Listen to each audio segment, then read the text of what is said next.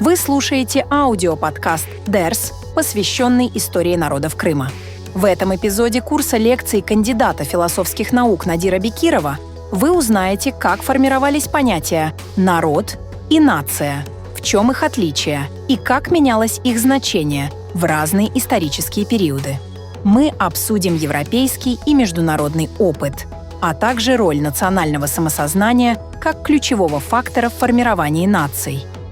Эта лекция закладывает теоретическую основу для дальнейшего изучения истории и идентичности коренных народов Крыма. После того, как мы с вами рассмотрели практически 2000 лет крымской истории во всей сложности и многообразии, рассматривая исторические судьбы тех этнических групп, которые попадали на территорию нашего полуострова и шире на территорию Крымского ханства, и до того, как рассмотреть вопрос о, собственно, живущих сегодня в Крыму коренных крымских народах, это о караимах или караях, о крымчаках и о крымских татарах, я предлагаю немножечко остановиться на вопросе, что такое народ и нация. Потому что эти слова очень широко употребимы и в обыденной речи, и в речах политиков, и в разных там образовательных курсах, и в популярных книжках, и в серьезных каких-то академических книжках. И они, с одной стороны, едва ли на каждом шагу употребляются всем, кому хочется, а во-вторых, они прикладываются в зависимости от обстоятельств к очень разным социальным общностям. Ну, и это создает такую мешанину и такое трудное понимание, что имеется в виду под этими двумя понятиями, в принципе, как бы, и в речах или там в позиции отдельного человека, или какой-то политической, или научной, или там исторической концепции, что надо все-таки на этом остановиться и немножко попытаться в этом разобраться. Я, разумеется, не могу претендовать, что я там перебрал все, что можно, и знаю эту тему или эту проблему лучше всех остальных в мире, разумеется, нет. Но тут я, как и раньше, буду рассказывать в значительной степени, опираясь на те взгляды, которые у меня сформировались и в ходе изучения истории Крыма, и в ходе моей достаточно долгой международной общественной деятельности, потому что я с 1994 года по 2014 год принимал, до последнего не считал, но если скажу, что десятки раз, а десятки раз это не 15, не 20, это скорее ближе к 100, а может и больше, раз участие в разного рода международно-правовых форумах, касающихся прав народов, коренных народов, меньшинств, языковых прав, религиозных прав, преподавания, защиты и так далее, что вот это все каким-то образом, оказавшись у меня за плечами и в моей голове, в частности, привело меня к определенным выводам. И опять-таки для меня критерием не то что абсолютной правильности или неправильности, но критерием более-менее адекватности реальной ситуации в мире, независимо от взглядов там, тех или иных ученых или политиков, или там, каких-то законодательных актов и так далее, является все-таки практика и документы, которые вырабатывались, в том числе научные документы, вырабатывались в системе международных организаций, занимавшихся этими проблемами, особенно Организация Объединенных Наций. Самой массовой, самой большой, самой всеохватывающей международной организации. Хотя, разумеется, тут много такого, что я читал и в других местах или видел. Много такой информации, которую я получил из общения просто с живыми представителями различных очень народов всего земного шара. Потому что я общался и с представителями индейцев Амазонии, и с пигмеями, и с представителями огромной общности полинезийцев, там, из Папуа, и из Соломоновых островов, из там, Индии с разными коренными народами, как Нага, допустим, о которых мало кто вообще знает, и так далее. То есть вот эти теоретические концепции, представления, знания, которые я получал из книг, из статей, из общения, из слушаний чьих-то выступлений, я дополнял своим живым общением, расспросами, тем, что нигде больше, и в том числе и в интернете, найти иногда невозможно, потому что человек рассказывал о своем личном опыте, об истории своего народа, о которых мало кто тоже слышал, по крайней мере, у нас там, допустим, о народе Карен, вот, или там о племенных народах в Индии и так далее. И не только это касается каких-то отдаленных от нас областей, но и Европы, в том числе с басками я общался, с представителем Каталонии, там, с лужицкими сорбами. Не каждый человек может сказать, что он имел живой опыт общения с представителями этих народов, и о которых даже многие не знают. Вот хочу поделиться и представить сформировавшееся у меня на этой базе мнение, видение того, что такое народ и нация, поскольку эта тема, я думаю, очень многих интересует, и многим она интересна. Начнем, наверное, все-таки с понятия «народ». Дело в том, что само понятие «народ», как оно употребляется в исторических, политических документах, в правовых документах, при том, что слово как бы одно, на самом деле в него вкладывается достаточно разный смысл. Оно по-разному звучит на разных языках. Понятно, в нашем крымско-татарском это «халк». Там народ, русское слово «народиться», собственно, однокоренное с глаголом «рождать». То есть, только народ – это те, кто народились. Производным там от латыни people, people и так далее. Но даже при всей разнице там в языках, в особенностях его происхождения, народ, тем не менее, само выражение употребляется в нескольких смыслах. Во-первых, народ есть некое такое условное обозначение, так сказать, трудящегося большинства, живущего на основе своего ежедневного труда, зарабатывающего себе там на пропитание либо работой где-то, либо выращивающего хлеб, животных, что-то такое, собирающего там что-то в лесу для самого себя, те, кто постоянно трудится. В этом смысле народ – это в каком-то смысле синоним выражения «трудящиеся». Да? Иногда его называют «простой народ». Ему в каждом обществе, будь это в истории или сейчас, противостоит какая-то относительно менее отягощенная ежедневными заботами, ежедневным трудом элита. В последние 200 лет говорят о среднем классе и об элите общества, то есть очень богатых или политически каких-то состоятельных людях. Это в этом смысле народ очень охотно употребляется всякого рода левыми движениями, партиями.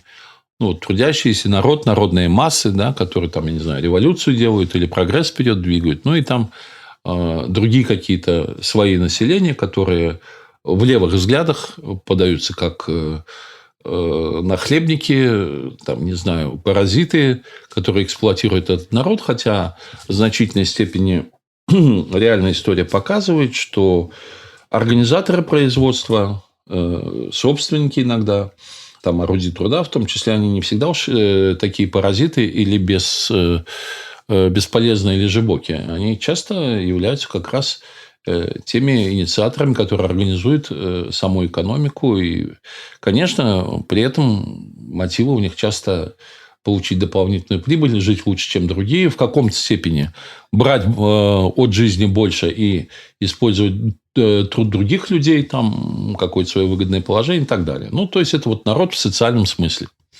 Народ, как, условно говоря, социальные низы, трудящиеся, и большинство в этом смысле населения почти любой страны и общества. Нас в этом смысле, в нашей цикле лекций, когда мы говорим «История народов Крыма», это не тот подход, о котором мы говорим. Такой взгляд на вещи, такой подход, он существует, но это не то, чему посвящен наш цикл лекций. Есть другое понимание слова «народ». Народ как население какой-либо страны или государства. Туда уже нет, там уже нет вот этого развлечения, так сказать, между, условно говоря, трудящимися и нетрудящимися или менее трудящимися, а все население какой-либо страны, какой-либо территории, какого-либо государства обозначается как народ. В последние 200-150 лет эта концепция стала очень популярной в политическом и в правовом смысле, потому что сейчас теоретическая модель создания какого-либо государства выглядит так, что народ какой-то страны, да, или какой-то народ захотел, собрался и создал свое государство. А потом уже это государство правит вот этим самым народом, да, или этой самой страной. Это такая условная модель появления государств, но если внимательно всмотреться в историю различных государств и стран, то надо сказать, что вот государств, образованных именно таким образом, когда либо весь народ, либо там представители какого-то народа, да, выбранные, они собрались и решили, а давайте-ка мы создадим государство. Такие ситуации в мире были. Допустим, очень похожим образом возникла Швейцария. Когда сначала 3 первоначальных кантона, 3 долины, да, там каких-то горах, заселенных германоязычными племенами, они собрались между собой, договорились 500 лет назад, что они создадут вот свой союз, потом к ним еще присоединились, потом и франкоязычные, италоязычные и так далее. Вот так возникла Швейцария. И вот они народ Швейцарии. Да? А Швейцария, как государство, это производная от воли народной, которая, правда, потом уже правит этим самым народом, издает законы, полиция, армия, порядки, налоги и всякое прочее. Однако, если посмотреть и на современные государства, почти на все, по крайней мере, на огромное большинство. Нет сомнений, что вот если в Африке взять, например, государство образованное, то за исключением, пожалуй, Северной Африки, зоны Сахель, зоны Сахары, все, что южнее, там мало какое государство было создано волей народа, живущего на этой территории.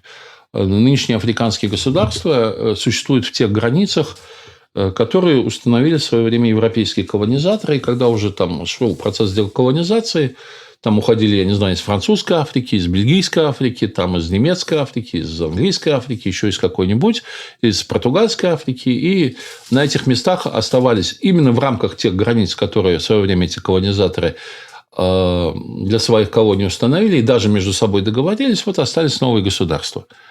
Пусть там даже есть президент, парламент, правительство, еще что-то, проводится выбор, не проводится выбор, там разные ситуации бывают, но народы этих стран точно никто не спрашивал. Хотят ли они именно такое государство, в таком виде, в таких границах. И поэтому в Африке очень много проблем, потому что получается, что один и тот же этнос разбросан иногда в 3, 4, 5 странах. Да, в некоторых он составляет большинство, в других составляет меньшинство. И наоборот, другие соседние народы, этносы исторические и так далее. Все очень переплетено, поэтому там достаточно много конфликтов, территориальных претензий. Но, во всяком случае, говорить о том, что это воля была народа, Замбии или Гвинеи-Бисау или Конго, именно создать Конго или Нигер или Нигерию, это большое преувеличение. Да, эти государства существуют, да, люди платят налоги, да, подчиняются в той или иной степени этим законам, но сказать, что это выражение воли народа, а не народ, вряд ли. Не случайно есть такое явление, можете проверить по интернету, как большая, или еще иногда называют Великая Африканская война, которая шла буквально в 90-е 2000-е годы, о которой здесь в Европе никто не слышал. Хотя это было вовлечено более 5 стран, ожесточенно воевавших около 10, если не более лет, и последствия которого не преодолены до сих пор. В значительной степени это можно говорить про другие континенты, такие как Латинская Америка, разные страны, азиатские страны, особенно после деколонизации, потому что новые государства после деколонизации устанавливались на базе тех соглашений, которые между собой бывшие колонизаторы заключали, иногда они заключали с наиболее сильными политическими какими-то кругами бывших колоний и договаривались о том, что будет такое государство, мы с этим согласны, вас признаем, а что там дальше, не наше дело. Но и, скажем, если в ООН 197 государств, это не означает, что в мире 197 народов. народов на самом деле больше. Но если взять, допустим, Россию, Российскую Конституцию, то, кстати говоря, вы нигде не найдете перечня народов России, его просто не существует. Хотя Конституция России говорит о праве народов на самоопределение, о народах, проживающих на тех или иных территориях. Прочитайте внимательно Конституцию, в нескольких статьях вам это встретится. То есть, вот это понимание народа как совокупности населения, да, причем, если брать современные государства, они почти все многонациональные, многоэтнические. Ну, допустим, арабских государств там несколько десятков существует. Ну, тогда можно спросить, один арабский народ существует, который живет в десятках государств, там порядка 30 государств, да? Или это 30 арабских народов, или как? То же самое можно, это очень характерный пример, но можно так спросить про многие народы, которые существуют, и которые даже, допустим, есть Германия, где живут немцы, есть Австрия, где живут, сейчас они себя уже называют австрийцами, но в течение всего 20 века они колебались. То они хотели в Германию, то они не хотели в Германию. В XIX веке Австрия боролась за влияние в Германии с Пруссией. В конце концов, вот два государства. Плюс там большинство населения Швейцарии – немцы, швейцарцы, и большие немецкие группы живут в Дании, допустим, там, в разных других государствах. Я не говорю о тех, которые уехали там за 3-9 земель, я говорю о том, где живут немцы издавна, со времен примерно появления вот этой германской общности германских племен в Западной Европе. Да, они вытеснили римлян, галлов, там где-то их покорили и так далее. То есть, есть народы смешанного происхождения, как французы те же самые. Хотя они говорят на романском языке, но не случайно называются французы, то есть франки, то есть германское племя, и Французская империя была и так далее, французское государство. То есть, это речь идет не только об Африке, это речь идет или там каких-то окраинах света с точки зрения Европы, речь идет и о самой Европе. Далеко не все государства появлялись в результате единодушия какого-то населения на какой-то территории, к тому же многонационально, к тому же очень сложно между собой связанного или, наоборот, противостоящего друг другу. Поэтому в правовом смысле, в конституционном правовом смысле, да, народом называется совокупность граждан, да, или там совокупность подданных того или иного государства. Граждане – это в республиках, подданные – это в монархиях. Но сейчас в нынешние времена это не очень сильно отличается. Совокупность граждан государства. Потому что даже в государствах, где вот такое понимание народа, всегда существуют не граждане, то есть, допустим, мигранты, беженцы, там, да, лица без гражданства или лица, которые живут постоянно на территории этого государства, но на самом деле граждане другого государства. Допустим, перепись в России там давала, по-моему, 20 тысяч французов, что ли, в России. Наверное, тут есть французы, которые живут уже столетиями, а есть французы, которые приехали из Франции и живут, как попытался это сделать Жерар Депардье, допустим, до поры до времени. Поэтому перечень национальностей России еще как-то в разных источниках можно найти. То есть, людей разной этнической принадлежности, либо постоянно, изначально, там, веками, тысячелетиями живущих на территории этого государства, охватываемым этим государством, либо приехавших в разное время, допустим, немцы в России, это большая часть из них вернулась уже в Германию, но немцы в России – это 17, 18, 19, 20 века, миграция из разных мест Европы, в том числе, допустим, если говорить о Крыме, то крымские немцы, вот те, которые в XIX веке поселились в Крыму, они преимущественно выходцы из Швейцарии, а не из Германии. Допустим, немцы в Оренбурге, в Оренбургской области, их там сейчас практически нет. На самом деле, это голландцы преимущественно. В России они шли как немцы и так далее. То есть, такие вещи. Есть понимание народа как этноса. Тоже очень непростой вопрос. По сути говоря, народ и этнос, два слова, этнос уходит в греческое, и, по сути говоря, означает то же самое народ. Но особенно в русском языке. Потому что у нас, когда говорят о определении принадлежности человека к тому или иному народу, чаще употребляют слово «национальность».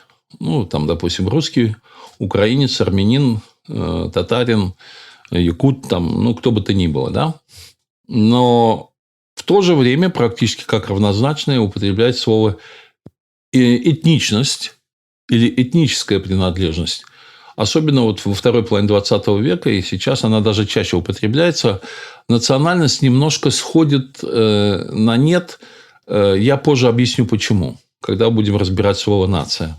И в каком-то смысле это даже может быть даже более правильно. Именно этнос, народ – это этнос, то есть это не просто население какой-либо территории, тем более, что территории государств, если посмотреть, опять-таки, историю, они же, каждое государство, которое когда-либо возникало на Земле, оно исходило из того, что вот раз оно уже возникло, оно будет вечно.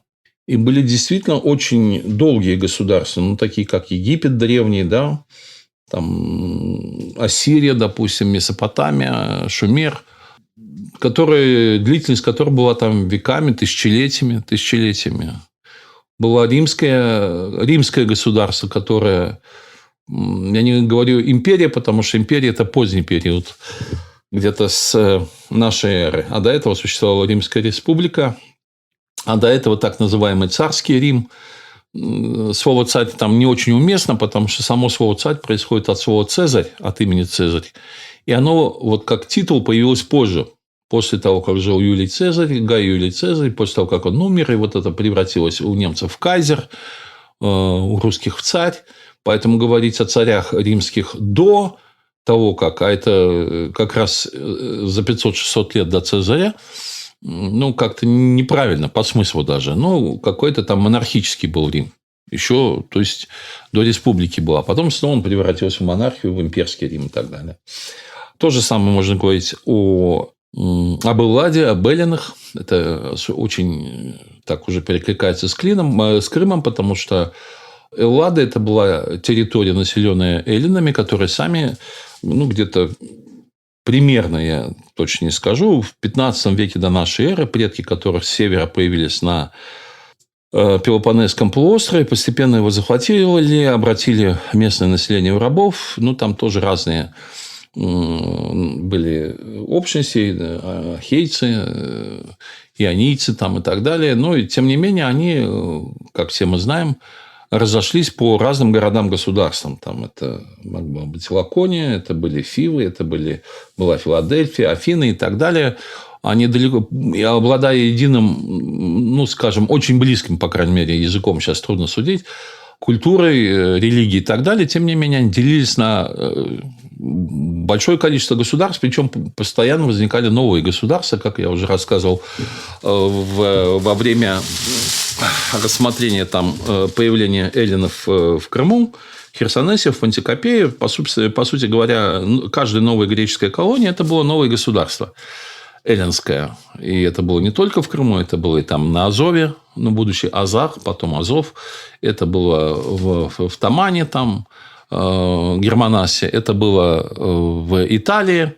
Вся Южная Италия в свое время называлась Великой Грецией, потому что греки настолько сильно колонизовали и захватили местные народы, подчинили их, что долгое время они были соседями римлян прямо в Италии. Римляне сначала отбивали эту территорию, а потом уже атаковали, собственно говоря, Элладу.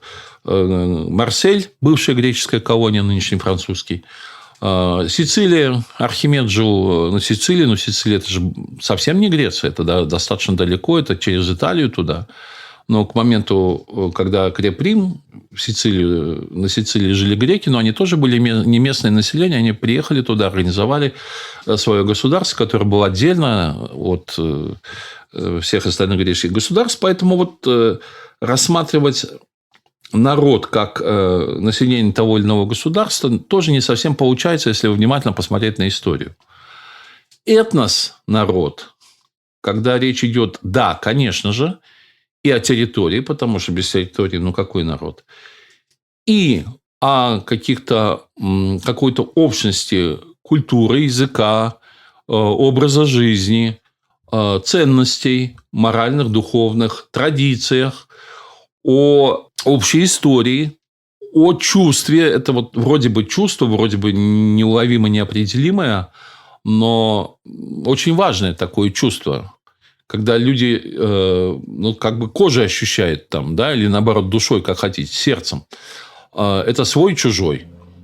Вот свой, которого никогда в жизни не видел, но он из моего народа, из моего этноса.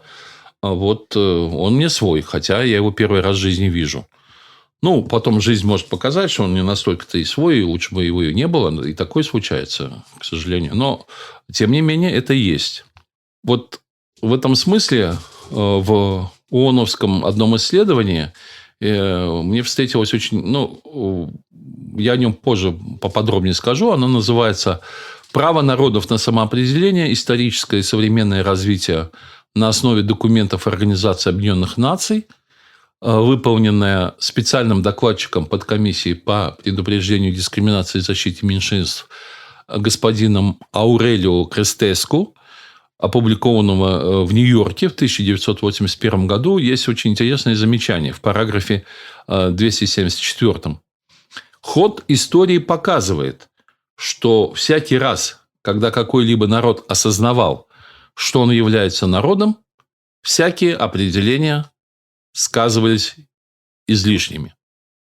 Вот поэтому вот это чувство, что мы народ, мы какой-то этнос, несмотря на разброс географический, там разные другие, даже политические границы между нами, это очень важная характеристика народа. Правда, именно Организация Объединенных Наций пыталась в связи с правом, равноправием народов и правом на самоопределение попытаться выявить критерии, что же такое народ. Ну, и я об этом тоже буду рассказывать. И тоже оказалось достаточно сложным. Потому что если, допустим, принято считать, что в Европе существует так называемое национальное государство, а нация – это немножко такая особая категория. Она связана с народом, не то же самое. Не совсем то же самое, что народ. Это народ в определенной стадии своего развития, нация. Или в определенной ситуации своего развития. Так вот, если как бы общим местом считается, что в Европе существует национальное государство, то, честно говоря, это неправда. Потому что, допустим, возьмем Испанию. У нее очень бурная была сложная история, но даже вот если все прошедшее там забыть, а говорить о сегодняшнем дне, там четко выделяется 3, по крайней мере, этноса. Это баски, которые... А я с представителем басков встречался не один раз в разных местах. Буквально это бывало и в России, и в Нью-Йорке, там, и в Европе в разных местах. И у басков совершенно четкая позиция. Мы не испанцы. Мы другой народ. Это не означает, что обязательно каждый баск считает, что они должны жить отдельно от Испании. Но, тем не менее, вот себя с испанцами он никак не смешивает. То же самое каталонцы, кстати говоря, каталуна они себя называют. Произношение, опять, конечно, не точное, но все-таки не каталон, а каталуна. И я знаю людей из Каталонии, каталонский язык, он что-то среднее. Я не очень разбираюсь, но если так по звучанию, по смыслу, это нечто среднее между французским и испанским. Это не испанский язык. Это не разновидность испанцев, и у них там большие особенности и в культуре, и в происхождении, даже во внешнем виде. Так вот, Испания – это национальное государство или нет? И если испанский народ, имеется в виду, что вот объединение 3 этих этносов, или испанцы – это все-таки испанцы? Не говоря там о том, что испанцы захватили в свое время там Канарские острова, истребили там коренное население Гуанчи, которое... я не могу рассказывать обо всем на свете. Вот они теперь, Канарские острова, тоже испанские. Да? Я видел людей, которые говорили, что они потомки Гуанчи. Хотя официальная наука это отрицает, что, дескать, Гуанчи всех истребили, никого там нету, а нынешнее население Канарских островов – это только испанцы и все. Кто его знает, потому что иногда господствующим народам это удобно сказать, для того, чтобы уже больше никто не вспоминал о том, что есть какие-то другие народы, чьи территории захвачены там, или они уничтожены, или там подавлены и так далее. Удобно иногда, как ни странно, говорить, если это было там 200, 300, 500 лет назад. Сказать, знаете, их всех перебили, от них никто не остался, так что что обсуждать?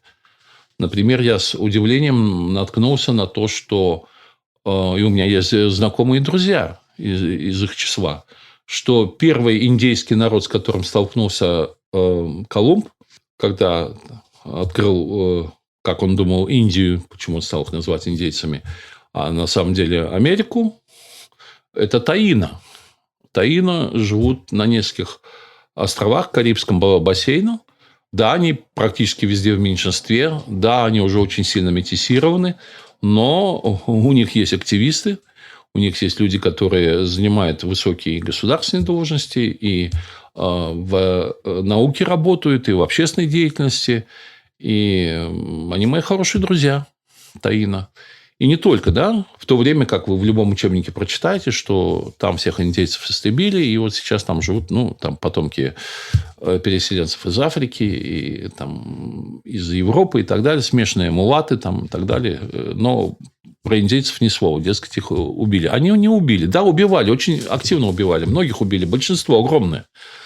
Но на самом деле таино все еще живы. И более того, сейчас уже в условиях 20-21 века все-таки их в открытую убивать никто не берется, и поэтому они довольно-таки четко говорят о своих правах, причем на высоком уровне. И есть такие государства, не крупные, конечно. Государства Карибского бассейна, они все очень маленькие острова, и поэтому не считаться даже с относительно небольшими, так сказать, общностями, общинами индейцев они не могут. И, кто его знает, может быть, таино как бы о себе даже еще станут известны всему миру, как были известны там Колумбу в свое время. Поэтому, если мы возьмем два таких государства, как Бельгия и Голландия, или Нидерланды. Нидерланды – это сугубо географическое определение. Нижние земли, да, то есть оно не этническое вообще. А Бельгия, которая южнее Нидерландов, по сути говоря, состоит из двух половин. Фламандцы, которые, по сути говоря, то же самое, что голландцы, на том же языке, та же культура, общая история. Но сама-то Бельгия. Дело в том, что в Бельгии белгов нету. Бельгия – это название кельтского племени белги, еще до германского. Это название сохранилось. Фламандцы сами, по сути говоря, в основном германцы смешанные. Возможно, часть кельтской крови в них тоже присутствует. А южная часть Бельгии, там их называют валлоны, на самом деле это французы. То есть Бельгия – это, не говоря о выходцах из Африки, национальных меньшинств и так далее, это совершенно другой вопрос там. А вот свои местные народы – это два народа, а название страны – Бельгия. Название народа или племени, которое в настоящее время уже в таком виде, по крайней мере, точно не существует. Причем не существует уже тысячелетия больше. Поэтому все-таки народ и этнос – это ближе. Я говорю, еще раз можно спросить, а что такое этнос? Я назвал некоторые признаки. Дать завершенное определение этого нельзя, но при этом надо еще обратить внимание на то, какие дополнительные критерии используются как раз в исследовании ООН по этому вопросу. В частности, в параграфе 260 этого исследования содержится очень интересное выражение. Из самого изложения принципа равноправия самоопределения народов можно вывести, что пользователями равноправия и права на самоопределение являются народы, независимо от того, образуют ли они или не образуют государство, достигли они или не достигли статуса нации. Что из этого следует? Что, напрямую могут быть народы, которые образуют государство, а которые не образуют государство. Негосударственные народы. То есть, смешивать его с населением государства нельзя. Это не одно и то же. Но и тут еще интересное дополнение. Достигли они или не достигли статуса нации. То есть, получается так, что нация – это не что-то отдельное от народа, а нация – это определенный статус, в котором народ может находиться. И тут еще добавляется такое замечание. Слово «нация» несет в себе некоторый поэтический оттенок, которого недостает слову «государство». Но это так уже замечание от души, так сказать, исследователя. В одном из своих, дальше он рассуждая, он говорит, что дискуссия в Организации Объединенных Наций выявила некоторые специфические элементы которые присущи любому народу. Сейчас я цитирую параграф 279. Элементы определения, которые выявились во время дискуссий по этому вопросу в Организации Объединенных Наций, невозможно и не следует игнорировать. Эти элементы могут быть приняты во внимание в конкретных ситуациях, когда необходимо решить, является ли данное образование народом, способным пользоваться, осуществлять право на самоопределение. Он дает 3 таких признака. Опять-таки цитирую. Термин «народ» обозначает социальное образование, обладающее четкой индивидуальностью и имеющее собственные характеристики. Давайте на этом остановимся. Вот обратите внимание, что ни на экономику нажима не делает, ни на какой-то уровень развития. Там, не знаю, охотники они там, или земледельцы, или там жители городов, да? Ни на письменность, ни на что-то. Он просто говорит, что есть индивидуальность и собственные характеристики. Они могут быть очень разнообразны и сложны. Следующий пункт. Он, то есть народ, предполагает связь с какой-либо территорией, даже если данный народ был несправедливо изгнан из нее и искусственно заменен другим населением. Пожалуй, что даже комментировать не стану. Следующий пункт. Народ не следует смешивать с этническими, религиозными или языковыми меньшинствами, существование и права которых признаются в статье 27 Международного пакта о гражданских и политических правах. О меньшинствах во всем их многообразии я буду говорить в другой лекции, которая у меня посвящена специально коренным народам, этническим, национальным, религиозным меньшинствам. Но до того, как подойти к ней, нам нужно будет все-таки разобраться более-менее с народами и нациями, а потом уже будет и посмотреть, как эти признаки, эти подходы работают в ситуации Крыма. Наряду с народом, иногда можно сказать, как равнозначно, используется часто в речах, в письменности, в исследованиях, не знаю, в книгах, как хотите. Везде, где звучит человеческая речь, выражение «нация». Причем во многих языках оно тоже различается. Допустим, халк у крымских татар народ, миллет – это нация. То есть, даже в нашем языке, еще, по крайней мере, со Средневековья, учитывая, что миллет – это все-таки арабское слово, да, современное, по крайней мере, принятие ислама, халк и миллет различаются, хотя и то, и другое используется. Так что такое нация? Вот параграф 280 этого исследования говорит так. Нации – образование, на которое неоднократно ссылается Устав Организации Объединенных Наций, также являются пользователями равноправия и права на самоопределение, хотя они не упоминаются особо в формулировке этого принципа, содержащиеся в международных пактах о правах человека, они подразумеваются, будучи включенными в понятие «народ». То есть, из этого можно сделать вывод, что нация – это что-то такое, что охватывается понятием «народ». Раньше уже было сказано, что народы могут достичь статуса нации или еще не достичь статуса нации. То есть, народ – это, нация – это народ на определенной ступени своего развития.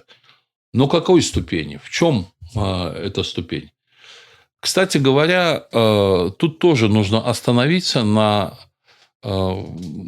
отойти сейчас от документа ООН и поговорить о том, как нация трактуется в разных других источниках, какие концепции нации существуют в настоящее время. Скажем так, не могу сказать, что прямо-таки с этого начинается. Слово «нация» вообще-то уходит в латынь, в каком-то смысле тоже является синонимом слова «народ», да, как и сейчас в значительной степени как синоним используется. Но очень четко в Европе в каких-то политических правовых документах оно было сформулировано в эпоху французской, так называемой, Великой Французской, там кто говорит просто Великой Французской, а кто говорит Великой Французской буржуазной революции, так или иначе, все они почти слышали, знают. В конце XVIII века. В чем был смысл выражения тогда? Дело в том, что, как мы практически все знаем, революция была посвящена свержению королевской власти, монархии во Франции и превращению Франции в республику. Ну, и если монархии в Европе, о чем любят говорить историки, обосновывали себя тем идеологически, что они получили власть от Бога, собственно говоря, Западная Европа, о чем мы уже говорили, сложилась не в результате того, что Бог ее такой создал, взял сегодня на завтра, а в результате того, что разные племена, с точки зрения римлян, варвары, вторгались в эту Западную Европу. Некоторые издавна там жили, как германцы или кельты, но хотя тоже они были не первым населением европейским. Даже кельты не были первыми, до них жили и, в частности, вот баски – это потомки, почти что самых первых поселенцев Европы со времен ледникового периода. Они появились и занимали их предки большую территорию еще до кельтов, еще до галлов. Кельты и галлы уже, в свою очередь, потеснили их предков и вытеснили на Пиренеи в горы или на ту территорию, которую благодаря Дюма и Д'Артаньяну все знают как Гасконь. Гасконь – это вообще-то Басконь. Часть Южной Франции, примыкающая к Испании, где жили баски, они еще докельтское население.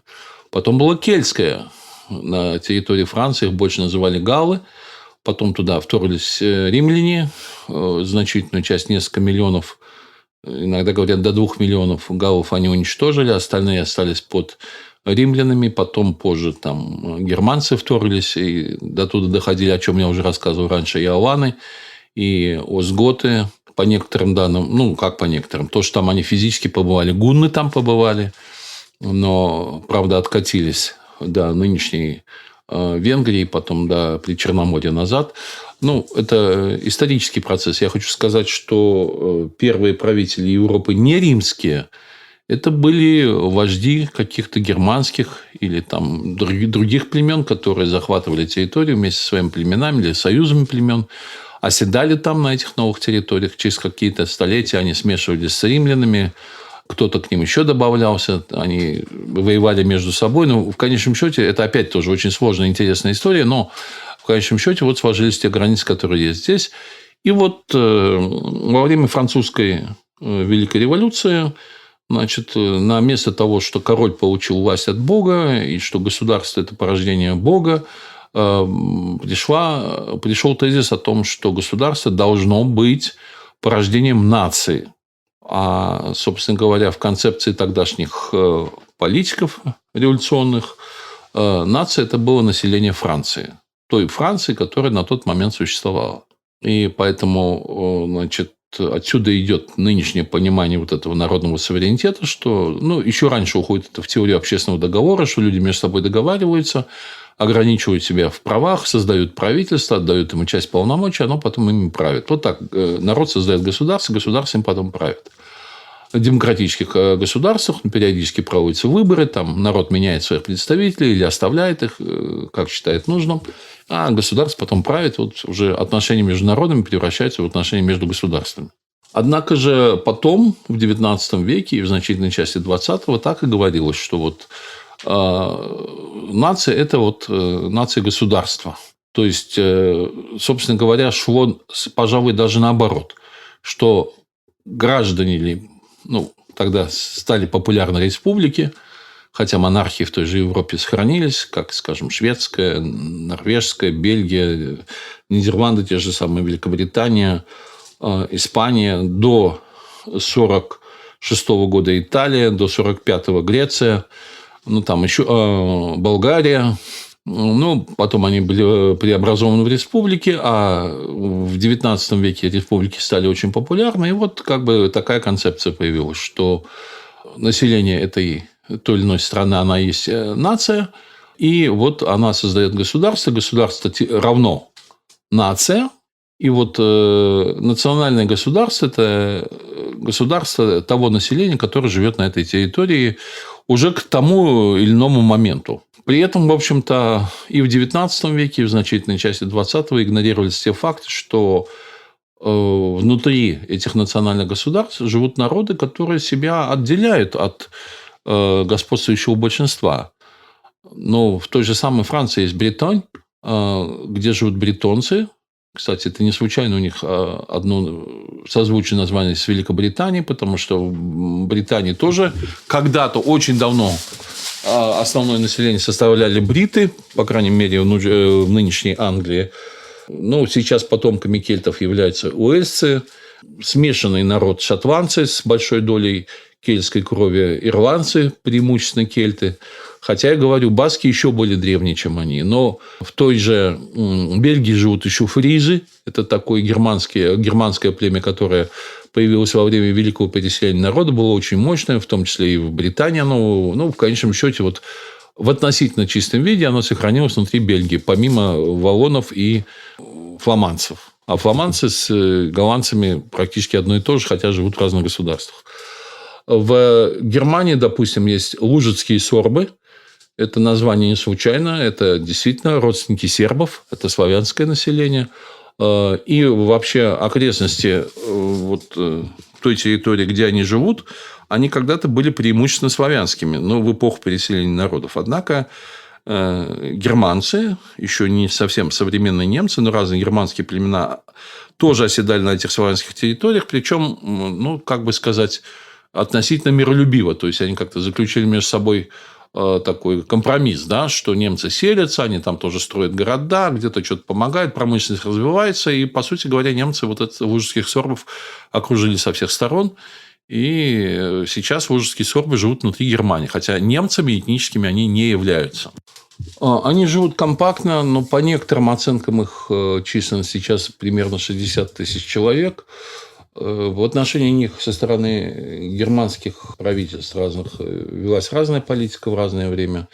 Но в последние десятилетия к ним относятся очень лояльно. Есть институты урбанистики, то есть их традиции, там, культурные особенности и так далее поддерживаются. Пытаются они восстанавливать свой язык, хотя практически все говорят по-немецки. Но они действительно родственники с сербами. И живут как бы отдельно, живут на территории земли, которая называется Саксония, то есть страна саксов, вообще-то говоря, одного из германских племен. Да? И англосаксы, кстати говоря, саксы там и до Британии дошли и так далее. То есть, они граждане Германии, причем давно. И если их рассматривать как, в смысле принадлежности к гражданам государства, они очень давно исторически являются сначала подданными разных там немецких или германских феодальных образований, а потом они стали гражданами Германии, современной в том числе. Но себя немцами в этническом смысле они не считают, они себя считают отдельным народом, их язык, понятное дело, близок к сербскому, близок к польскому, чешскому языкам и так далее. Если мы возьмем саму Германию, то, опять-таки, знаем из истории, что там буквально при Наполеоне, в эпоху Наполеона, из десятков и десятков разных немецких государств появилось сначала 30, а потом уже в конце XIX века Пруссия завоевала большую часть этих земель, и появилась единая Германия, в то время как столетиями они существовали в различных десятках и даже в сотнях разных государств. И поэтому, если буквально это трактовать, что надо сказать, что в каждом курфюрстве или в марке, или в графстве, или в герцогстве жил отдельный народ или нация, что ли? Наверное, кто-то может и так на это смотреть, но, на мой взгляд, это не соответствует историческим фактам. И таким образом представление о том, что в Европе существуют национальные государства, где одно государство, один народ, нация как совокупность граждан. В этом смысле нация употреблялась как совокупность граждан. Да? То, что сейчас чаще используется как народ. Но она ни фактам историческим не соответствует, ни действительности. Потому что, если посмотреть на басков, на бретонцев, на тех же уэльсцев и так далее, у них идет активный процесс национального возрождения. И уже в 20-м, конце 20-го, 21 веке правительство центральное, будь это британское правительство, или будь французское, или испанское даже, немецкое, они, в общем-то, проявляют уважение к Потому что эти люди считают себя отдельными народами, а некоторые себя считают отдельными нациями. Но вот я сейчас поближе к нации, собственно, перейду. Из этого видно, что в любой трактовке ни народ, ни нация – это не совсем одно и то же. То есть, можно, конечно, их использовать как полные синонимы или сводить только к гражданству какого-либо государства, но вот если посмотреть, как это в истории, оно не получается. Потому что люди очень разной культуры, очень разной истории, очень разных языков, живущие на своей собственной земле, по крайней мере, веками, да, оказываются включенными в какое-то государство, которое, не баскское же государство, и не бретонское же государство, французское государство, испанское государство, да. Можно и другие примеры посмотреть. Я еще раз подчеркиваю, что речь не идет о том, что сейчас практически едва ли не в любом большом городе, по крайней мере, Европы, да и мира, наверное, или в любом достаточно большом государстве живут представители различных национальностей. Есть государства, созданные вообще иммигрантами, как Соединенные Штаты, там, допустим, Канада, но и значительная часть в Латинской Америке. Но речь идет о том, что тут проживают люди столетиями, а то и тысячелетиями на своей собственной земле. И, тем не менее, они не считают себя частью той или иной нации. И их, когда приписывают какой-то нации, часто это делают, не спрашивая их, так сказать. Потому что ясное дело, что когда саксы стали преобладать на территории лужицких сорбов, то там и феодальные правители, позже там в Единой Германии, сорбов особенно никто не спрашивал. А вы там это как? Вы тоже часть Германии, вы тоже часть этой нации или нет? Большинство в таких случаях, особенно вооруженное большинство, более могущественное большинство, не особенно обращает внимание на позицию тех народов, которые находятся в меньшинстве, не обладают государственными институтами, или они у них уже разрушены. Или, кстати, у сорбов тоже ужицких было когда-то свое княжество, очень давно. Вот. И поэтому просто так механически записывать, что вот в Европе существует государство-нация, это не совсем верно. Не соответствует историческим фактам. Хотя, да, можно, если посмотреть даже на Европу, а не на Африку. Кстати, по поводу Африки. Обратите внимание, что в Африке вот границы между государствами в значительной части вообще являются такими, знаете, квадратными, прямыми. Почему? Потому что, вот от сих до сих это, там, скажем, французская Африка, от сих до сих она там какая-нибудь британская Африка, да? Или там испанская какая-нибудь Африка, потому что она не совпадает ни с географическими какими-то естественными границами, там, горами или реками, там, или какими-то проливами, а просто так, как между собой колонизаторы договорились. Поэтому это, конечно, границы тоже такие неестественные, политически установленные, но они не совпадают с этническим расселением, с национальным расселением. И, кстати говоря, с традиционными теми же африканскими государствами. Допустим, империя Мали, известная в Средневековье, она гораздо больше была, чем нынешняя Мали. Там Судан какую-то другую несколько территорий занимал и так далее. Поэтому это все условности, которые, да, являются политической и правовой реальностью, международно-правовой, но не сами по себе не определяют ни что такое народ, ни что такое нация. Так что же такое нация? Вот перейдем к параграфу 281 работы Аурелио Кристеску по поводу права на самоопределение там, и толкования той главы, где он говорит о народах наций, он пишет в параграфе 281. Независимые государственные нации являются основными реальностями для социального развития. Развитие каждой нации, укрепление суверенитета национальной государственной независимости являются таким образом важной исторической необходимостью. История показывает, что появление нации в качестве формы человеческого сообщества и формы развития национальной жизни народов представляет собой неизбежный социальный процесс, необходимый обязательный этап в развитии каждого народа. Нация всегда оказывала большое влияние на экономический, социальный и политический прогресс народов. Более того, в современном мире, наряду с давно существующими старыми нациями, которые достигли внушительной степени экономического, технического, научного и духовного развития, имеется много молодых наций, или наций в процессе формирования, которым предстоит пройти долгий путь, прежде чем они достигнут своего полного расцвета. Вот этому пониманию нации как совокупности граждан или подданных какого-то государства, или населения, которое живет на какой-то территории, им управляет какое-то государство, оно несколько противостоит тому, как об этом стали в свое время там Маркс, Энгельс, Ленин, и потом в советское время это продолжалось, что нация, дескать, это явление буржуазного капиталистического общества, и оно возникает тогда, когда возникает общность экономической жизни. У марксистов все было там повязано с экономикой, и появляется внутренний собственный рынок. И вот когда появляется внутренний рынок такой экономический, обмен внутри какой-то там страны и разделение труда, вот тогда возникает, дескать, объективно в результате экономического развития нации, и вот на их основе образуется государство. Опять скажем, это чистая неправда. Просто чистая неправда. Марксистам нужно было, поскольку они считали, что через 5-10 лет будет коммунистическая революция, весь капитализм будет свергнут, то они жили в национальных государствах, Маркс с Энгельсом. Во Франции начинали с Германии, потом во Франции, потом Маркс в Великобританию эмигрировал и так далее. Жили в так называемых национальных государствах европейских, и, собственно, их это не очень-то даже интересовало. Им важно было показать, что скоро будет коммунистическая революция, которая, по сути говоря, в том виде, как они это описывали, она так нигде и не состоялась. А если где-то в каком-то виде состоялась, то повлекла за собой ужасные последствия. В подобии этой коммунистической или социалистической революции. Но сейчас не об этом речь.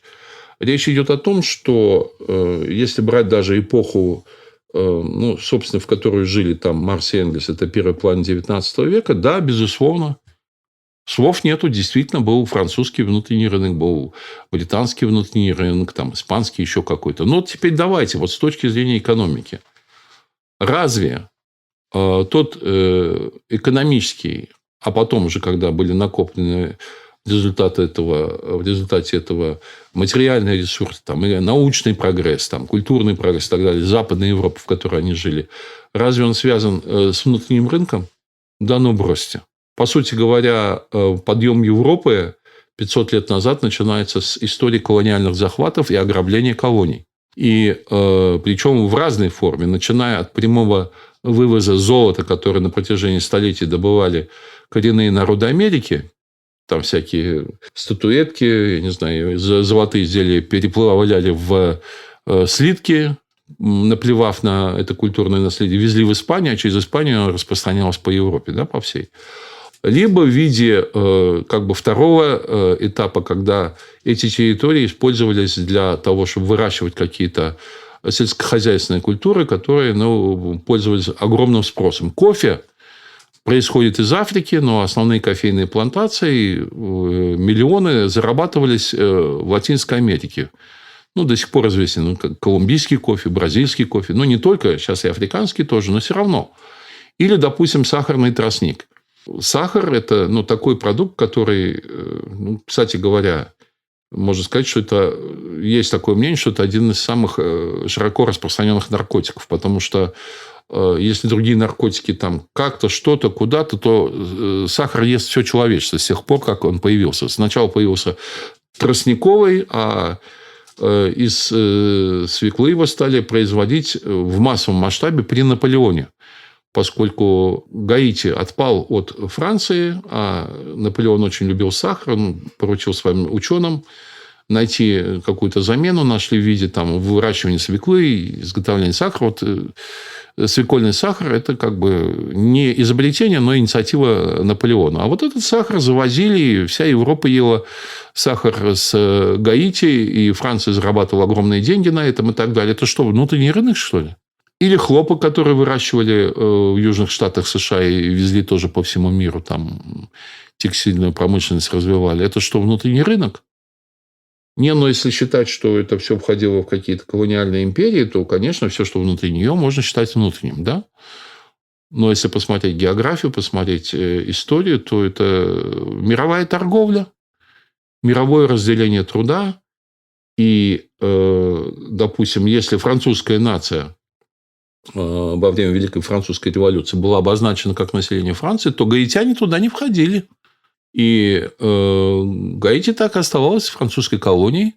Негры там пахали на плантациях, огромная смертность была, но это отдельная история, кому интересно, поинтересуйтесь историей Гаити. Там были ужасные войны. Сначала белые угнетали черных, потом в результате каких-то восстаний и так далее пришли к выводу, что надо уничтожить всех белых. И буквально все, кто там был, плантатор, не плантатор, всех белых перебили в течение 3 дней там.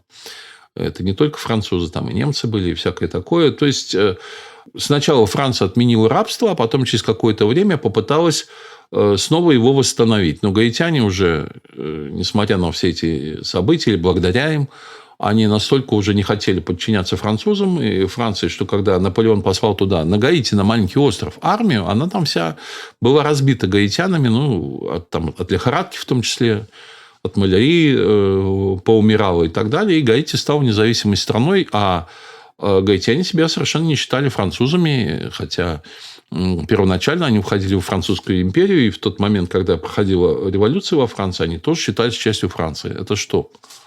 Это они были частью французской нации, что ли? Да не были они ее ни раньше, ни позже.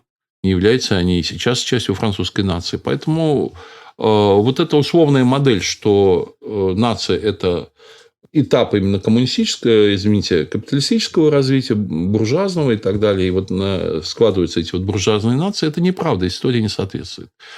Но на основе марксизма был дальше сделан вывод о том, что как бы в СССР, в царской России, когда произошла тоже революция, вроде уже буржуазных наций быть не может, да?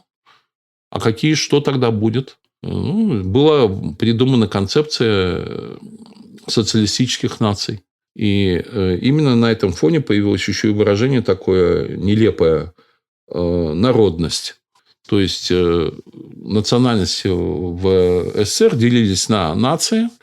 Это кому, так сказать, повезло, у кого было там какое-нибудь машинное производство.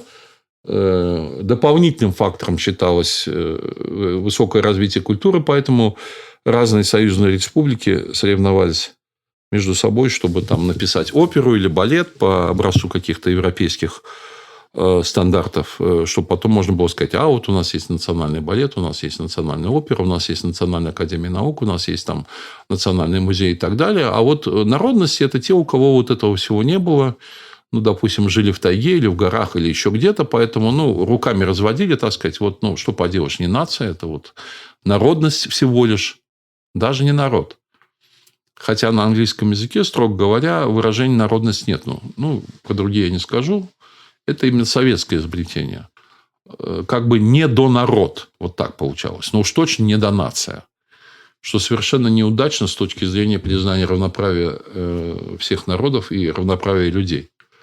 В последние десятилетия появилась еще одна концепция нации, на мой взгляд, тоже достаточно сумасбродная, когда пытаются доказать, что нация – это воображаемое сообщество. То есть, люди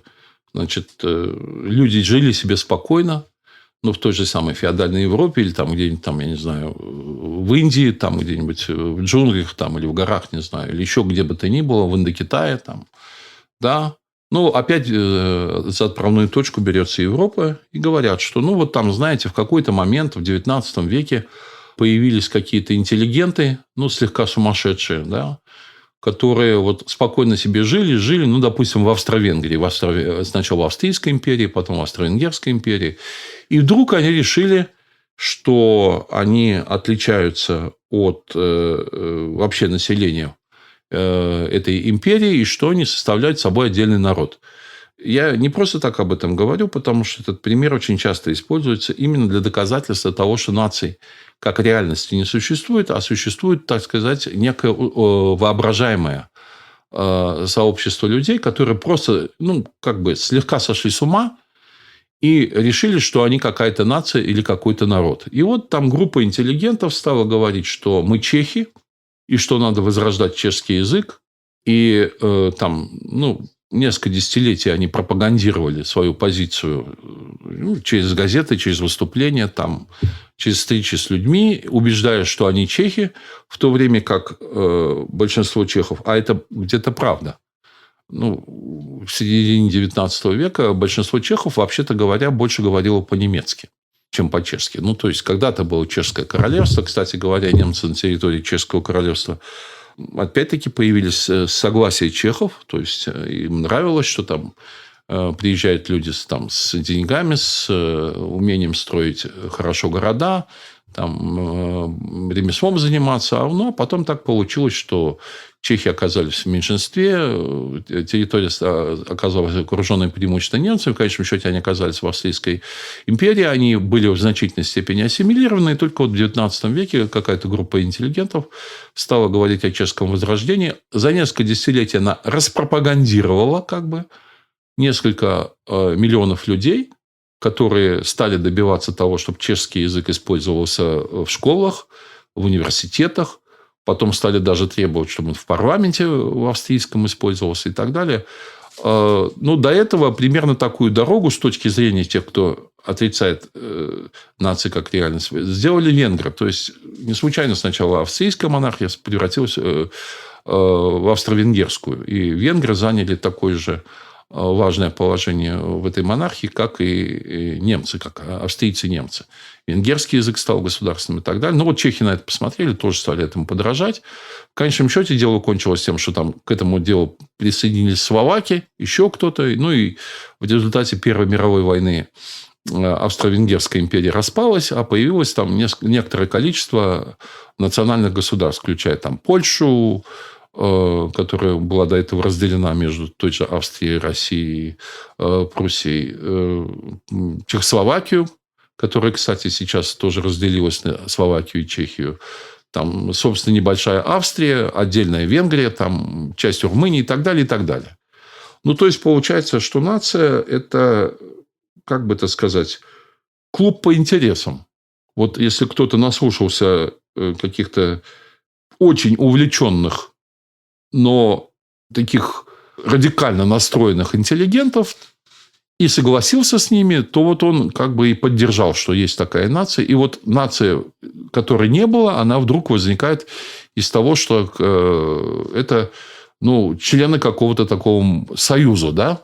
Только еще осталось раздать членские билеты допустим, и сказать, что кто имеет этот партийный или членский билет, он из этой нации, а кто нет, тот нет. Но это тоже совершенно не соответствует реальности, потому что достаточно очевидные факты. Достаточно их посмотреть, взвесить и понять, что если эта группа чешских интеллигентов, писателей, поэтов и так далее, да, которая стала говорить о необходимости возрождения чешского языка и чешской нации, она была, так уже всегда в прошлом, потому что к этому времени бывшие какие-то когда-то средневековые чехи, католики, непонятно кто, тоже сложившиеся из разных племен западнославянских, они вдруг стали их слушать, да, и снова становиться чехами. И потом они аж дошло до того, что они стали отделяться от Австрии и создавать свои государства и так далее, то вопрос, если вся речь, весь вопрос в том, что надо кого-то уговорить, убедить, почему какая-то часть населения Австрийской империи прислушивалась к ним, поддерживала их и, пройдя довольно сложный путь культурного возрождения, действительно не просто создала это государство Чехословакию в результате войны, да, но возродила свой язык. Кто сегодня сомневается, что есть чешский язык? В XIX веке говорили, что пару десятков на нем разговаривает, хорошо, пара сотен. А на самом деле все остальные немцы, все они говорят на это. Почему какая-то часть, так условно говоря, немцев, австрияков их послушала, это немало, это миллионы. А часть, как ее не уговаривали, так и осталась немцами. И потом все-таки они не сказали, давайте теперь мы все станем чехами или как-то, да, она все-таки свою Австрию сохранила. Правда, у них тоже были колебания, то ли мы все немцы, нам нужно вместе с Германией это отдельная история уже при Гитлере. Потом нет, мы все-таки австрийцы, мы отдельно, хотя языки очень близкие. Да, разные диалекты. Я знал людей, которые говорят и на том, и говорят, они слышат разницу. Но дело в том, что и внутри Германии много говоров. Северные немцы южных не понимают, баварцев там. Северный немецкий, он ближе к голландскому, а баварский, он очень далек, что если они не говорят на литературном, то с трудом друг друга понимают. Если речь идет о том, что нужно просто уговорить какое-то количество людей стать нацией, то ведь те, кто начинали уговаривать в Австрии об этом, они же были в очень маленьком меньшинстве. Это не нравилось правительству австрийскому, это не нравилось императору австрийскому, это не нравилось полиции, это не нравилось. И тем не менее, да, казалось бы. А вот сегодня мы видим, есть государство Чехии, есть нация чешская. Кто скажет, что это не нация? Поэтому вот эта теория воображаемого сообщества людей, что, дескать, нации нет, а это как бы распропагандированные какими-то неуемными радикалами такими, националистами, да, люди, это, по сути говоря, тоже не соответствует, взгляд не соответствующий историческому развитию, потому что, в конце концов, опять-таки, была Римская империя, которая включала в себя огромные европейские территории. Да, хотя сейчас есть романские языки, испанский, итальянский, французский, да. Но, во-первых, они между собой отличаются, во-вторых, они не то же самое, что первоначальная латынь и так далее. А что ж тогда они распадались?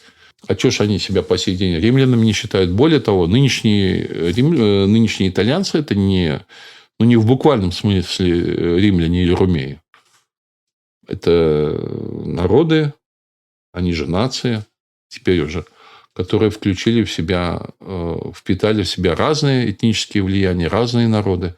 И древние племена, германские племена, они входят в состав разных наций. Допустим, немцы – это отдельная нация, нынешние британцы или, условно говоря, англичане – это отдельная нация, хотя саксы присутствуют и там, и там.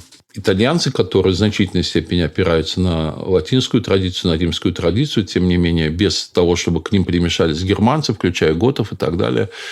Какая-то часть арабов, представьте себе, они бы итальянцами не были. Поэтому и Северная Италия сейчас очень сильно отличается от Южной.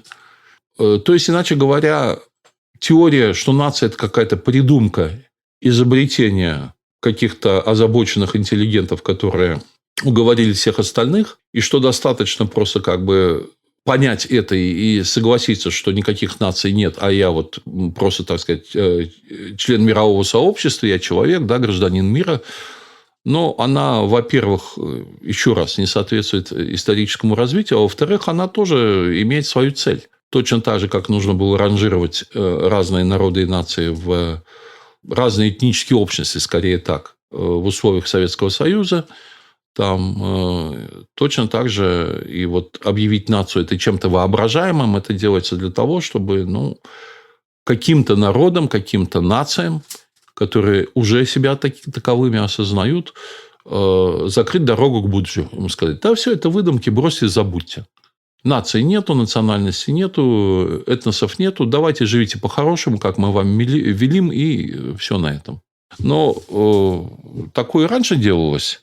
Например, всем известно, что в советские времена должен был сложиться единый советский народ, да, и, собственно говоря, нации, межнациональные границы стереться, межэтнические границы стереться, и какой-то единый советский народ.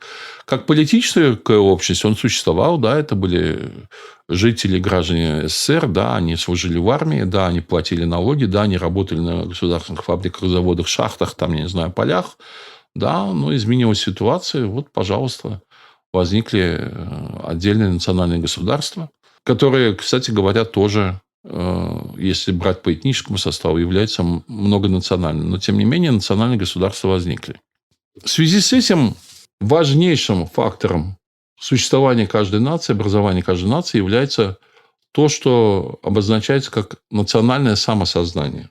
Чем это отличается от уговоров интеллигентов? Тем, что это не какое-то сбоку, с припеку кем-то придуманное и принесенное и навязанное кому-то сознанием и те или другие, а это само сознание, то, кем себя осознает нация. Опять интересная цитата из этого исследования, 283 параграф. Национальное самосознание представляет собой квинтэссенцию нации. Будучи результатом осознания каждой особенности данной нации. То есть нация осознает не в результате чьей-то пропаганды, а сама осознает свою особенность. В современном мире национальное самосознание все более ярко проявляется в том, что народы и нации выступают против любых действий, которые ущемляют их национальные интересы, достоинство, суверенитет или независимость. Национальное самосознание стимулирует созидательные усилия наций, которые вырабатывают и сохраняют незыблемым свое национальное чувство.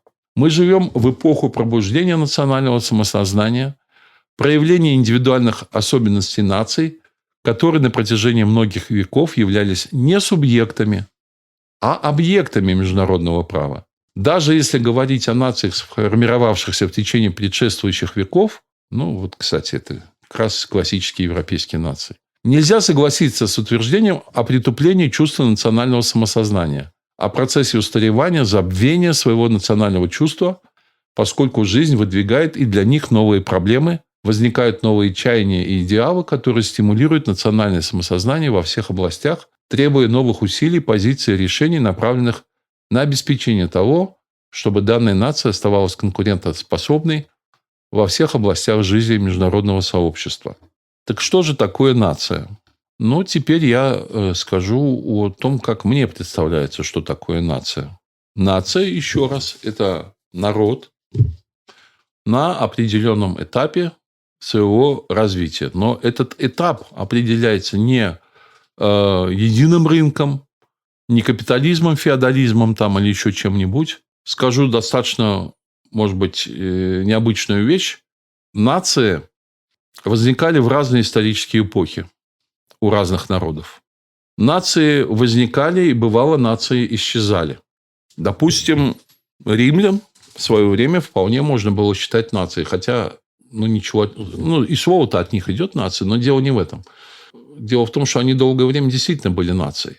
Можно египтян, имеется в виду, не нынешние жители Египта или граждане Египта, а те, кого мы относим к Древнему Египту, они были нацией. Можно нацией назвать франков, которые завоевывали до этого завоеванные римлянами гальские провинции и устанавливали там свое франкское королевство.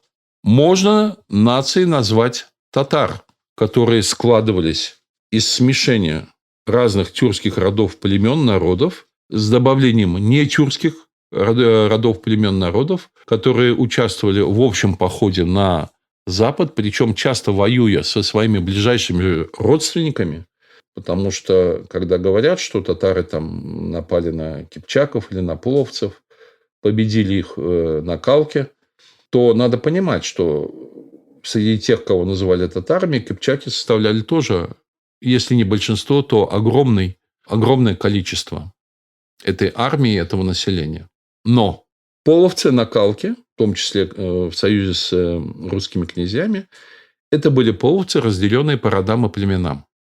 Половцы или кипчаки в составе татар – это было в этом смысле смесь половцев с неполовцами, с другими тюрками, с теми же найманами, с частью монгольских племен, с джалаирами, допустим, первоначально, с мангытами, которые действовали уже как объединенная сила, занимая эту территорию, устанавливая на ней свою власть. В конечном счете, которая на первом этапе выглядела как единая монгольская империя, но именно потому, что в западной ее части, в Улусе-Джучи, преобладали тюрки, а среди них тоже потомки половцев или кипчаков. В, восточной части все-таки преобладали монголы и близкие к ним народы и китайцы.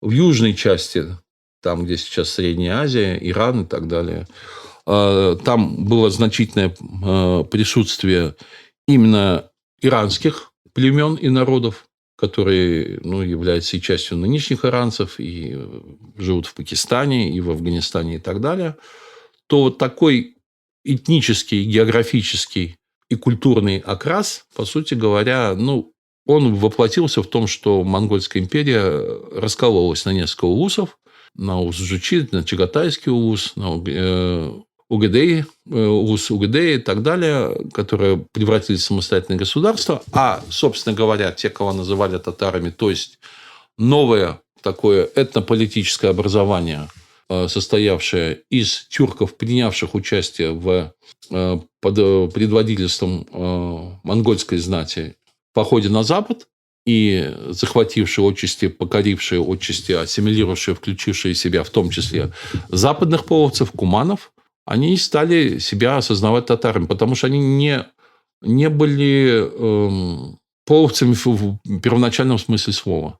У него по соседству на соседнем коне уже был не его сосед по юрте там, или из соседнего племени, а это мог быть человек совершенно из другого рода кыпчаков, или даже не кыпчаков, других тюрков, или даже не тюрков, с которыми, может быть, 50 лет до этого назад они даже и не виделись, а может быть, даже и воевали. Но объединенные в одно вот такое движение военное, сначала, безусловно, захватническое, но потом в политическое, потому что уже после похода на Запад Бату и возвращения его в Причерноморье, по сути говоря, территория Золотой Орды, она определилась. Ну, чуть-чуть восточнее Волги, на юге до Хорезма и на западе, ну, примерно до Дуная, до Венгрии, включая Крым. Вот это первоначально полиэтническое образование, которое себя называло татарами, потому что именно как член вот этого образования, этого союза военно-политического, он не мог быть половцем. Половцы были те еще, кто были свободны, не включились в это движение или даже сопротивлялись ему. Это было не только на Калке. При втором походе, собственно, Бату, там было большое сопротивление на Идиле, на Волге. Вот. Потом еще несколько было сражений. То есть кыпчаки, разделенные на рода и племена, не были разгромлены за один раз. Они героически сопротивлялись. Куманы, особенно западные половцы. Но при этом проиграли. Часть ушла в Венгрию. Там по разным оценкам 50-60 тысяч человек. И их там называли кунами, о чем я говорил. Возможно, они и были куны, и это созвучно гунам. Возможно, это какая-то часть половцев, которая еще вот помнила свое гунское происхождение. Потом они были позже ассимилированы венграми, вошли в их состав. То есть половцы разгромили не за один раз. Но вот эта новая общность, которая не была только исключительно половецкой, и даже не могла считать себя половецкой, потому что это был вот большой микс преимущественно тюркских народов, но не только тюркских народов. Первое время под предводительством монголов, которые сами за 100-200 лет, будучи относительно незначительной прослойкой, очень быстро были ассимилированы. Вот она им была татарами. Слово «татары» было для них уже своим, собственным, так, как они себя называли. Потому что если у них сохранялись какие-то прежние названия, ну, те же найманы, кунграты, там, джаваир, еще как-нибудь, то они уже были частью родов татар. Они частью половцев, не частью кимаков, не частью там, уйгуров, не частью тюрков и так далее. Это уже было общее название для всех, с общим языком, с общей культурой, с общим мировосприятием, немножко неоднородное в религиозном отношении, смешанное в расовом отношении, впитавшее в себя языки, образ жизни, культурные достижения там, разных народов, объединенных в этом, но которые уже были для самих себя были татарами, новообразованной нацией. Так что же такое нация? Нация – это народ, который либо создал государство свое, либо находится на пороге создания государства. То есть, если какие-то другие факторы ему не мешают, он в состоянии создать свое государство и хочет создать свое государство. Причем это выражение «хочет» не обязательно означает какой-то, буквально такой вот «давайте соберемся и создадим государство». Это скорее мироощущение. Все люди, объединенные в эту общность, они чувствуют, что им нужно каким-то образом организоваться. И те, кто готовы войти в эту общую организацию на какой-то территории и при этом ощущают сходство, близость своих интересов, миропонимание, мироощущение, желание сотрудничать с другими людьми на этой территории, вот это и есть складывающаяся нация. Бывают и другие ситуации, когда народы, достигшие уровня нации, то есть нация – это народ, да, на территории, но народ в определенных обстоятельствах. Народ, который готов создать государство, либо который создал и живет в своем государстве. Но может быть еще одна ситуация, когда у народа этого, уже нации, было это государство, но потом по разным причинам оно исчезло. Ну, там, может быть, какое-то другое завоевание или какая-то катастрофа, или, там, начиная от географической, да, там, не знаю, землетрясение, все разбежались, или засуха, или там чума какая-нибудь, или эпидемия, которая выкосила этот народ, там, или изменение климата, и здесь уже жить нельзя, и так далее. Или нападение нескольких народов, расчленение его. То есть, нации могут быть и те, которые утратили свою государственность, но которые четко ощущают, что оно у них было, они в нем жили, они способны жить в своем государстве, но в настоящее время его нет. В этом смысле интересно, что нации могут быть и моноэтническими, скажем так, не совсем точно, но примерно как нынешние немцы. Когда пусть они даже очень сильно отличаются, но где-то они все в значительной степени потомки группы каких-то германских племен, да, которые вот на этих территориях жили. Более раннее время, потом часть они завоевали у римлян. Вот. А могут быть нации многоэтнические. Но самая классика – это, конечно, разного рода американские нации. Начиная от, собственно говоря, тех, кого называют американцами, потому что эти 13 колоний, европейцев, которые образовали Соединенные Штаты Америки, они отличались не только религией, но там где-то преобладали шотландцы, где-то преобладали англичане, где-то потом позже стали присоединяться ирландцы. До этого там в районе Нью-Йорка вообще первоначально это Амстердам, это была голландская колония и так далее. Они тоже вошли в этот состав. И, то есть, в образовавшейся США, допустим, официального государственного языка не было.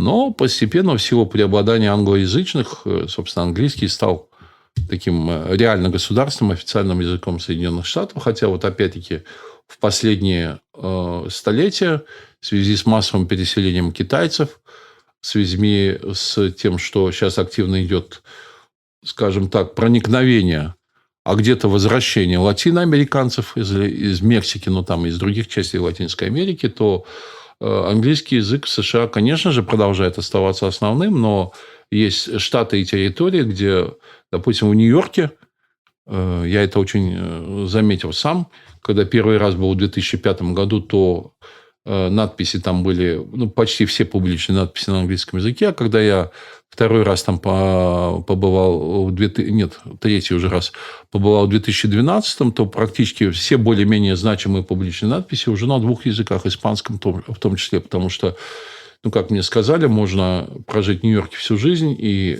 не знать английского языка. Если ты знаешь испанский, этого достаточно. Такое количество там выходцев из Латинской Америки. Мне пришлось побывать в Британской Колумбии. Это самая западная провинция Канады. Ее столица Ванкувер.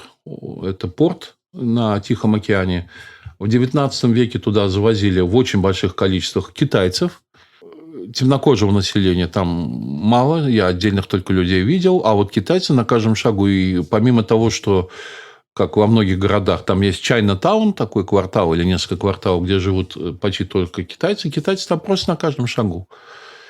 И если они как чернорабочие, как почти рабы в очень нечеловеческих условиях там содержались, то уже к концу 20 века в Ванкувере тоже практически все объявления в метро, надписи там в публичных местах, они пишутся и на английском языке, и китайскими иероглифами. Китайцы сейчас там, благодаря своему трудолюбию, там, целеустремленности, они играют огромную роль в этой западной провинции. Все они прекрасно говорят по-английски, но в то же время не сохраняют китайский язык. В то время как в Канаде 2 официальных государственных языка. По всей Канаде английский, плюс там в Квебеке французский. А вот уже де-факто китайский, причем практически официально. В Британской Колумбии тоже присутствует. И поберушек среди китайцев не было. Если я на улице видел какого-нибудь похожего на бомжа, который там или накурился сидит, то это белый, это не китайцы. Китайцы все интеллигентные, даже уже там среди таксистов, водителей там, автобусов там, и так далее, практически китайцев нет. Китайцы – это сотрудник офиса. В наихудшем случае это продавец в магазине или владелец ресторана. Даже не сотрудник. То есть, идет процесс складывания новых наций. Причем полиэтнических. Но самой классической полиэтнической нацией являются швейцарцы, которые 500 лет назад начались с германцев местных. Потом по своему желанию к ним присоединились французы. И хотя между ними есть определенные, скажем так, не то чтобы противоречия, но всякие подтрунивания там над языком, над произношением, там, над образом жизни, над обычаями и так далее. Но когда гитлеровская Германия во время Второй мировой войны решила, имелся план нападения на Швейцарию, то швейцарцы все, как франкоязычные, так и германоязычные, они готовы были встать на защиту Швейцарии.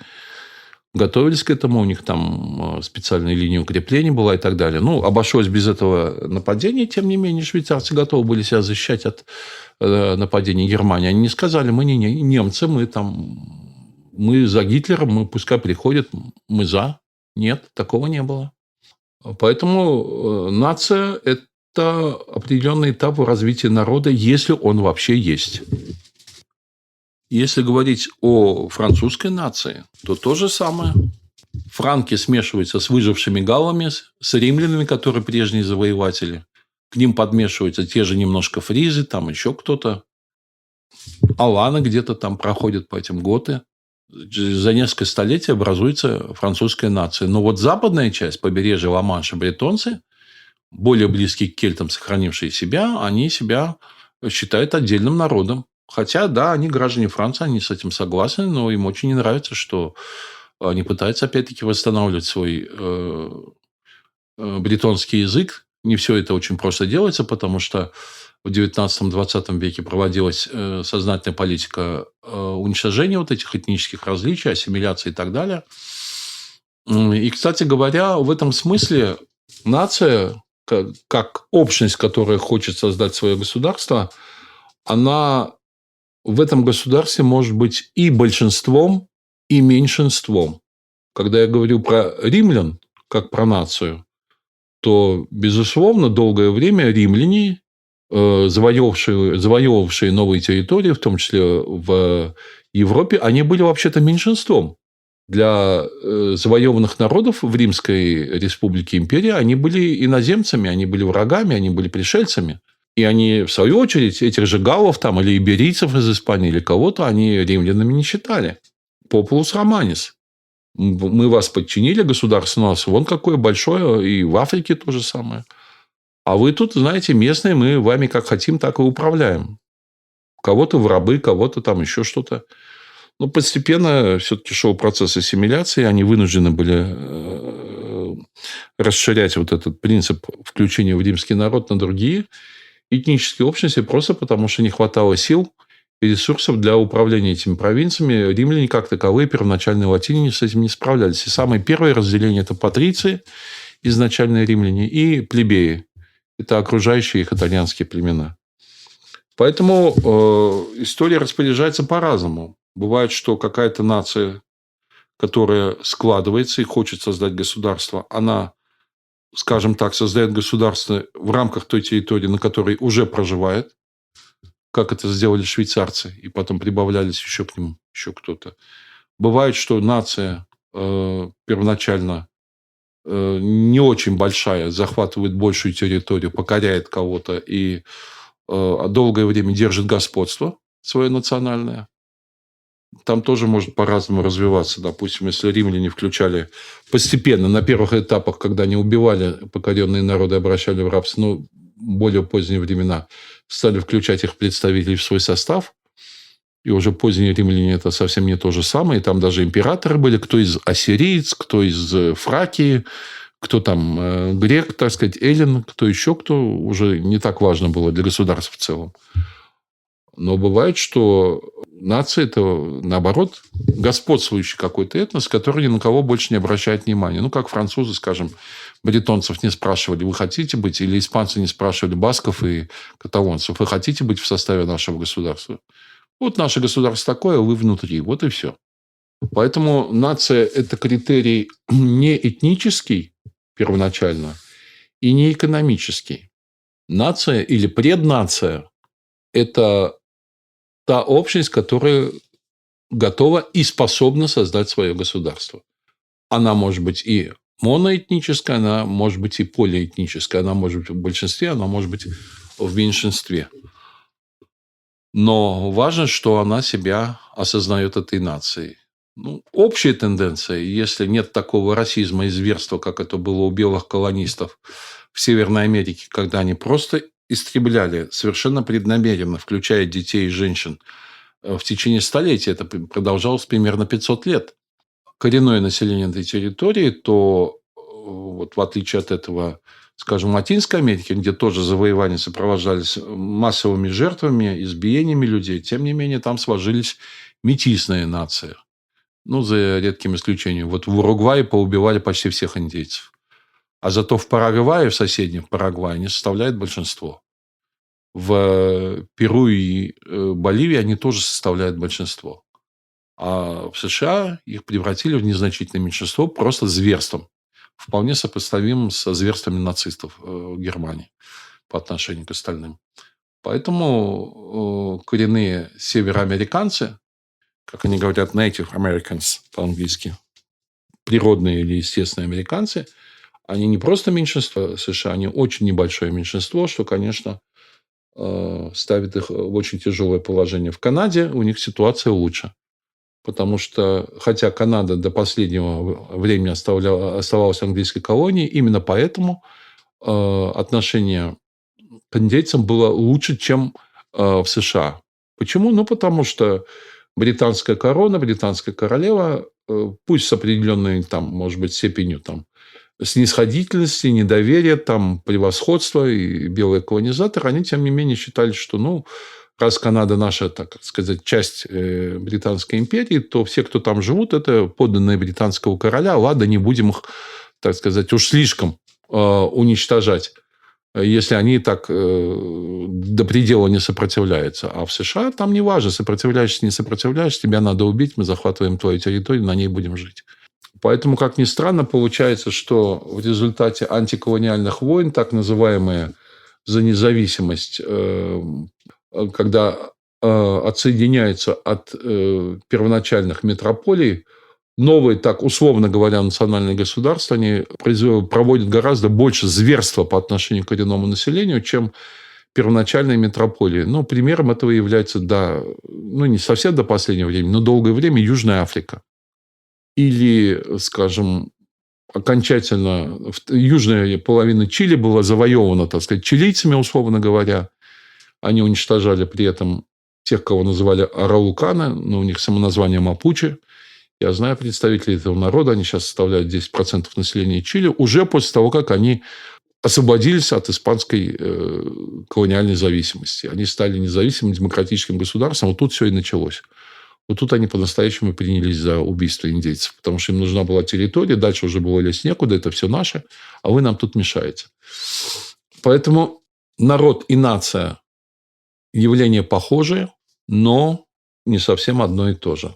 На этом я заканчиваю, и теперь мы можем перейти, собственно, к рассмотрению того, как складывались коренные народы Крыма, были они, не были нациями, кем они являются в этом смысле сейчас, то есть к истории караимов, крымчаков и крымских татар.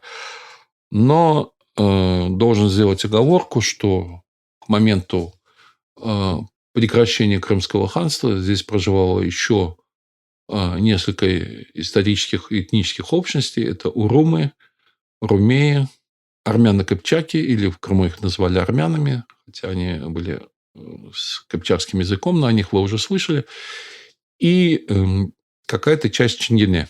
Однако в настоящее время из коренных народов Крыма в нем проживают крымские татары, караимы и крымчаки, к которым мы и переходим. В следующей части цикла аудиолекций о народах Крыма вы узнаете о крымчаках, одном из коренных народов региона.